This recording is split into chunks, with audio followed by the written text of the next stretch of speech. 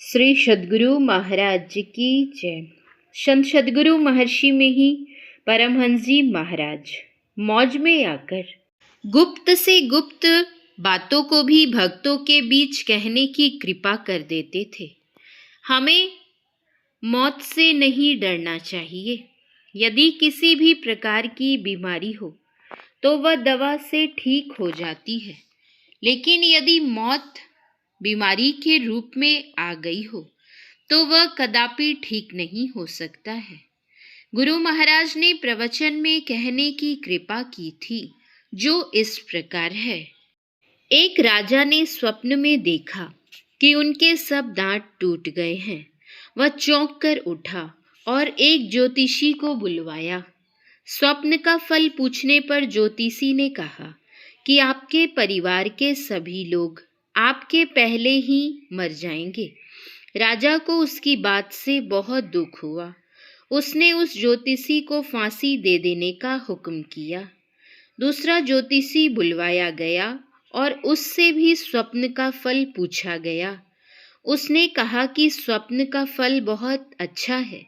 इसका फल यह है कि आपके परिवार में जितने लोग हैं, सबसे अधिक उम्र आपकी ही है। यह सुनकर राजा बहुत प्रसन्न हुआ और उस ज्योतिषी को बहुत पुरस्कार दिया। दोनों ज्योतिषियों ने एक ही बात कही, पर दोनों के कहने का ढंग अलग अलग है। पहले ज्योतिषी ने जो कहा वह कटु है, दूसरे ने उसे मधुर शब्दों में कहा। संत कबीर साहब ने कहा है, मधुर वचन है औषधि, कटुक वचन है तीर, श्रवण द्वार हवे संचरे, घाले शकल शरीर। ऐसी वाणी बोलिए मन का पाखोए, औरन को शीतल करे, आपू ही शीतल होए। गोस्वामी तुलसीदास जी ने कहा, तुलसी मीठे वचन ते, सुख उपजत चहूँ ओर, बसीकरण यह मंत्र है, तजी दे वचन कठोर। दोनों संतों के कहने का मतलब एक ही है, लेकिन कहने की कला अलग अलग है। एक जगह कबीर साहब ने कहा है कि कोई तुमको गाली दे तो तुम चुप रहो, उल्टा कर गाली मत दो। गारी आवत एक है, उलटत हुए अनेक,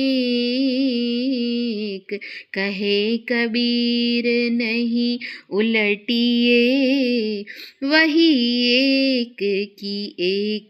मैं एक जगह पर था, वहाँ एक डॉक्टर भी बैठे हुए थे। बातचीत के सिलसिले में मैंने कहा कि हम लोग तो लहसुन, प्याज, मांस, मछली खाना मना करते हैं। डॉक्टर ने कहा कि लहसुन क्यों नहीं खाना चाहिए? जितनी दवाइयाँ बनती हैं अधिकांश में लहसुन रहता है। मैंने कहा कि मैं कहता हूँ कि गीली मिट्टी लगाकर पकाया हुआ एक पोटिया लहसुन खाए तो वात रोग छूट जाता है। औषधि के रूप में लहसुन खाने की मनाही नहीं करता हूँ, लेकिन मांस मछली नहीं खानी चाहिए। एक राजा गाय का घी खाना पसंद नहीं करता था। एक बार वह खूब बीमार पड़ा। उसके यहाँ एक वैद्य आया। राजा ने वैद्य से कहा, देखो, मुझे गाय का घी नहीं देना। वैद्य ने गाय के घी में दवा तैयार करके राजा को दे दी और राजा से कहा कि मुझे कोई तेज सवारी दीजिए, शीघ्र एक दूसरे रोगी को देखने के लिए जाना है। वैद्य तेज सवारी पर चढ़कर भागा। इधर राजा ने दवाई खाई तो पता चला कि उसमें गाय का घी मिला हुआ था। उसने दूसरी तेज सवारी पर एक आदमी को उस वैद्य को पकड़ने के लिए भेजा और कह दिया कि देखो, उसका दिया हुआ कुछ नहीं खाना। उस आदमी ने रास्ते में उस वैद्य को पकड़ा। वैद्य ने कहा कि राजा को ऐसी दवाई दी है जिससे रोग अवश्य छूट जाएगा, जाइए उनसे कह दीजिए। उस वैद्य का नाम जीवक था। जब राजा का रोग समाप्त हो गया तब जीवक को बहुत इनाम दिया। बहुत रोग ऐसे होते हैं जो छूटते ही नहीं हैं, फिर भी लोग इलाज कराते हैं। दवा करने से रोग छूट भी जाए लेकिन मौत का कोई इलाज नहीं होता। धनवंतरी का बेटा बीमार पड़ गया था। उसने बेटे की बहुत दवाई की, फिर भी उसे मरने से बचा नहीं सका। धनवंतरी सब दवाइयां लेकर यह सोचकर फेंकने जा रहा था कि अब इनमें रोग निवारक शक्ति नहीं रही। ऊपर से एक फरिश्ता उतरा और उसने धनवंतरी को दवाइयां फेंकने से मना किया। फरिश्ते ने कहा, देखो तुम्हारी सब दवाइयां ठीक हैं। अगर तुमको विश्वास नहीं है तो इस तालाब में पानी जमाने की दवाई देकर देखो। तालाब में दवा देते ही पानी जम गया। फरिश्ते ने कहा कि तुम रोग की चिकित्सा कर सकते हो, मौत की नहीं। उसी तरह राजा परीक्षित का हुआ। उनको उतने ही दिन रहना था। तक्षक ने काटा और वे मर गए। उनको भी जिलाने के लिए वैद्य जा रहे थे। रास्ते में तक्षक से भेंट हो गई। तक्षक ने पूछा कि आप कहाँ जा रहे हैं?